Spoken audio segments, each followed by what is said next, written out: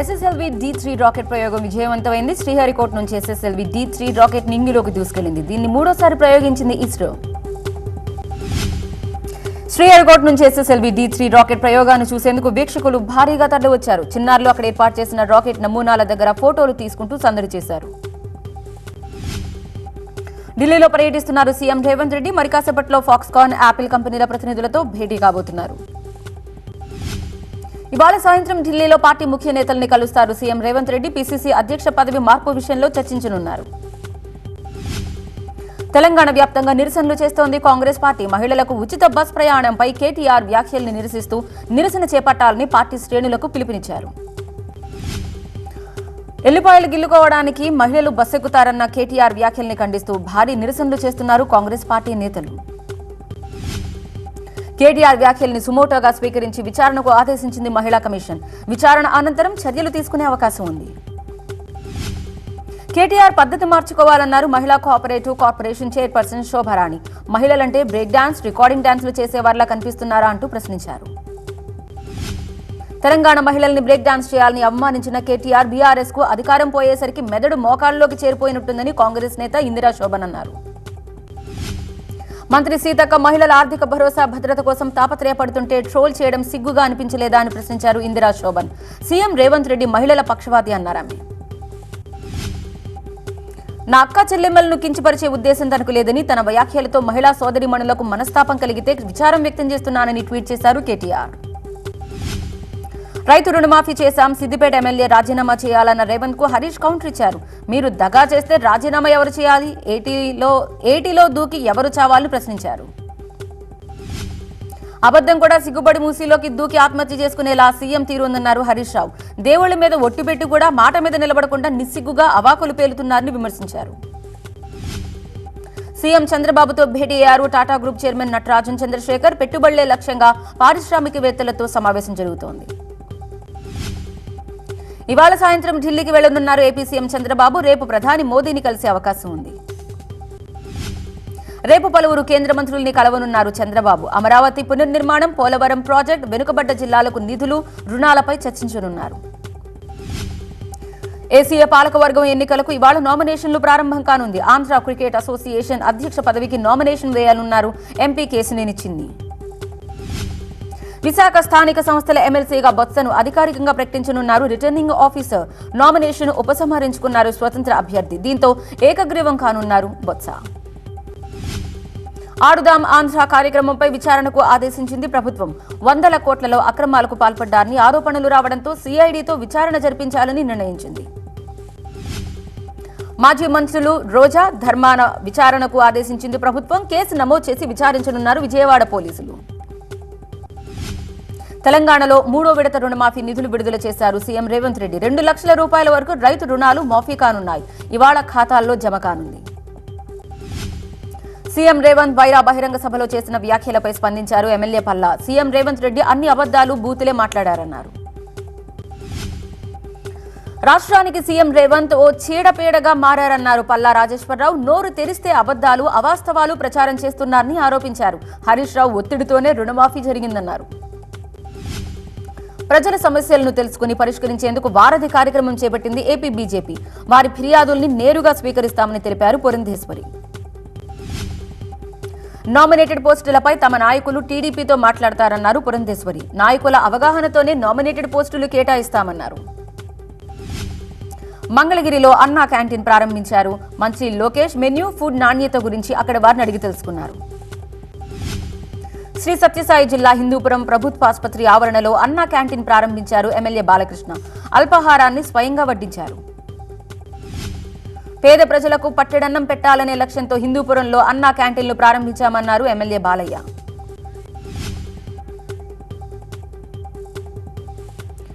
రాజమండ్రిలో అన్నా క్యాంటీన్లు ప్రారంభించారు టీడీపీ ఎమ్మెల్యేలు ఆదిరెడ్డి వాసు, బలరామకృష్ణ. ఎన్నికల సమయంలో ఇచ్చిన హామీలన్నిటినీ అమలు చేస్తామన్నారు. ఇవాళ ఏపీ వ్యాప్తంగా 99 అన్నా క్యాంటీన్లు ప్రారంభం కానున్నాయి. ఉదయం, సాయంత్రం టిఫిన్ అందుబాటులో ఉండనుంది. మొత్తం రాష్ట్ర వ్యాప్తంగా 188 సెంటర్లలో క్యాంటీన్లు ఏర్పాటు చేయనున్నారు. ప్రజా వ్యతిరేక విధానాలకు చంద్రబాబు బ్రాండ్ అంబాసిడర్ అన్నారు మాజీ మంత్రి కాకాణి. అధికారంలోకి వచ్చిన 2 నెలల్లో విధ్వంసమే తప్ప అభివృద్ధి శూన్యమన్నారు. స్వాతంత్ర దినోత్సవ ప్రసంగంలో చంద్రబాబు గొప్పలే తప్ప ఇంకేమీ లేదన్నారు కాకాణి గోవర్ధన్ రెడ్డి. సూపర్ 6 హామీల అమలు ఊసెత్తలేదని విమర్శించారు. చంద్రబాబు నివాసంపై దాడి కేసులో నిందితుడిగా ఉన్న జోగి రమేష్ ఇవాళ విచారణకు హాజరు కానున్నారు. మరి కాసేపట్లో Mangalagiri north sub division defence కార్యాలయానికి చేరుకోనున్నారు. వైసీపీ ఎమ్మెల్సీ దువ్వాడ శ్రీనివాస్ కుటుంబ వివాదం కొనసాగుతోంది. శ్రీకాకుళం జిల్లా టెక్కెలిలో 9వ రోజుకు చేరింది దువ్వాడ వాణి. ఆమె కుమార్తెల నిరసన. ఆసుపత్రి నుంచి ఇంటికి వచ్చాక రీల్స్ తో చిల్ అవుతున్నారు మాధురి. సినిమా పాటలకు డాన్సులు చేస్తున్నారు. విశాఖ కేజీహెచ్లో జూనియర్ డాక్టర్ల ఆందోళన కొనసాగుతోంది. ఎమర్జెన్సీ సేవల్ని బహిష్కరించారు. కోల్కతాలో మహిళా డాక్టర్పై హత్యకు నిరసనగా ప్లకార్డులు ప్రదర్శించారు.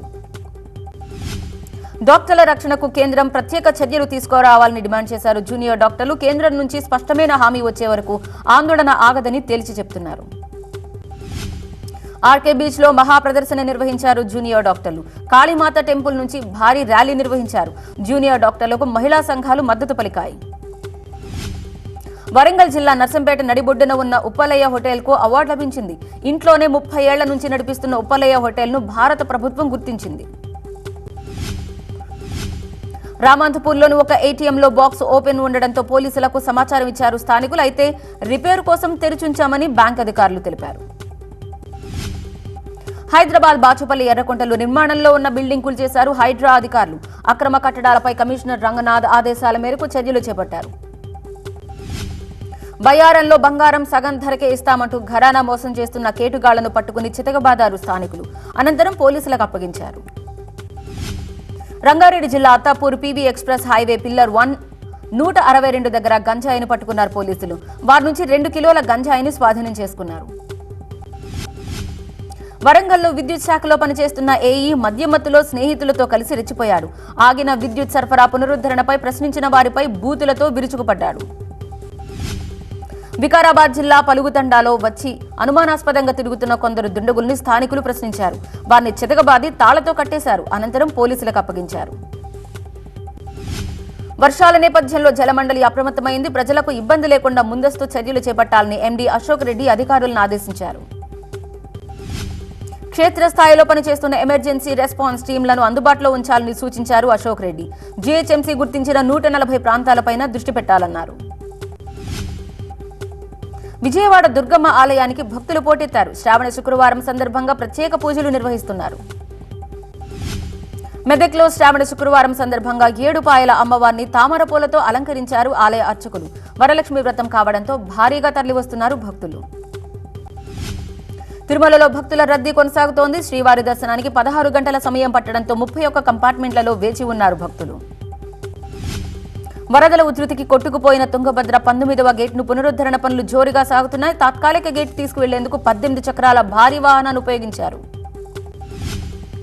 ఇవాళ గేట్ను నీటిలోకి దింపి బిగించేందుకు రెడీ అయ్యారు. 5 దశల్లో 60 అడుగుల వెడల్పు 30 టన్నుల బరువున్న గేట్ను పెట్టేందుకు నిపుణులు శ్రమిస్తున్నారు. నాగార్జున సాగర్ కు వరద ప్రవాహం కొనసాగుతోంది. 4 గేట్లు ఎత్తి నీరు దిగువకు వదులుతున్నారు అధికారులు. నల్గొండ జిల్లా నాగార్జున సాగర్ లో పర్యాటకుల వాహనాల కోసం ప్రత్యేకంగా పార్కింగ్ స్థలాన్ని ఏర్పాటు చేశారు పోలీసులు. ప్రమాదాలు జరగకుండా పర్యాటకులకు అవగాహన కలిగిస్తున్నారు. రాగల 2 రోజుల్లో తెలంగాణలో తేలికపాటి నుండి మోస్తరు వర్షాలు కురిసే అవకాశం ఉందని హైదరాబాద్ వాతావరణ కేంద్రం తెలిపింది.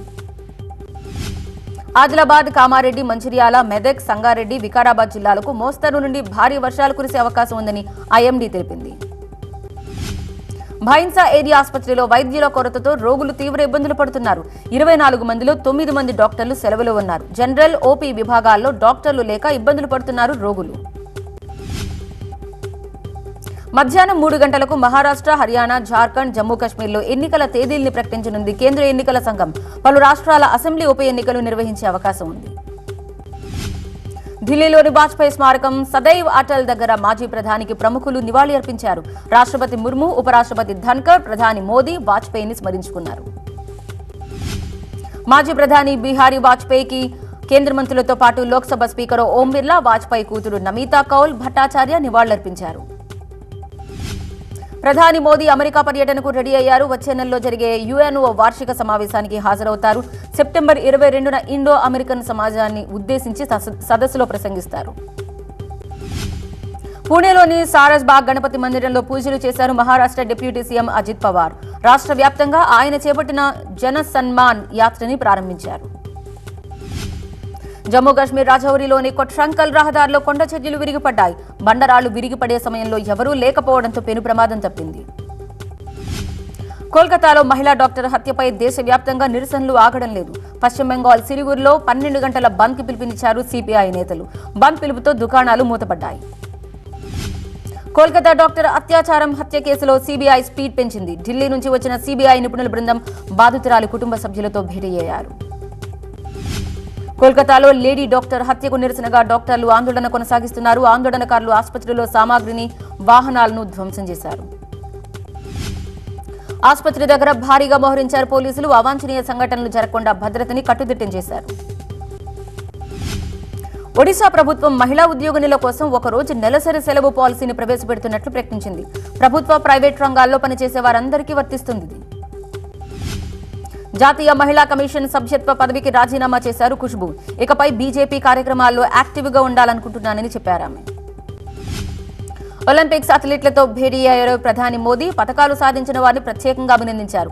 ప్రతి ఒక్కరిని పేరు పేరున పిలిచి ఆప్యాయంగా మాట్లాడారు. ఓటమితో కుంగిపోవద్దని, ఉత్సాహంతో ముందుకు సాగాలంటూ మార్గనిర్దేశం చేశారు ప్రధాని. సాధించిన పతకాలను ప్రధాని మోదీకి చూపారు అథ్లెట్లు.